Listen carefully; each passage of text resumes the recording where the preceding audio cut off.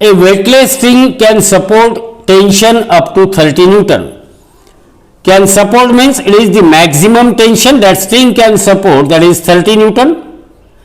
A stone of mass 0.5 kg, m is equal to 0.5 kg, is tied to its one end and is revolved in a circular path of radius 2 meter in a vertical plane. Then maximum angular velocity omega max, maximum angular velocity of the stone will be given acceleration due to gravity g is equal to 10 meter per second square. Remember, when a stone tied to a string and it is revolved in a vertical circle, vertical plane, then tension in the string is maximum when stone is at its lowest position.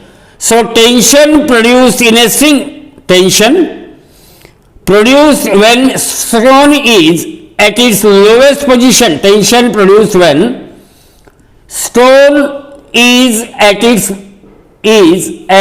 its lowest position. Now what is that tension when stone is at lowest position?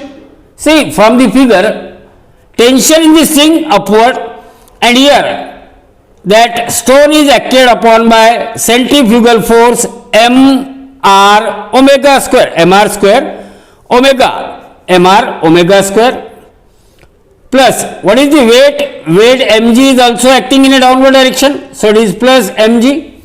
So tension T which is acting upward, it is equal to sum of centrifugal force mr omega square plus the weight of that stone mr omega square plus mg. Therefore, what is mr omega square? Mr omega square is equal to T minus of mg.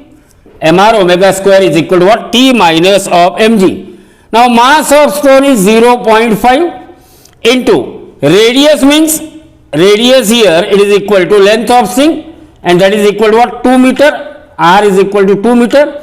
Omega square, that we have to find out, and that is equal to what is the maximum tension? It is 30 Newton minus of mass of stone is 0.5 into G is given 10. So here we will get omega square is equal to, see here 0.5 into 2 means 1, omega square is equal to 30 minus 0.5 into 10 means 5, 30 minus 5, that is equal to 25.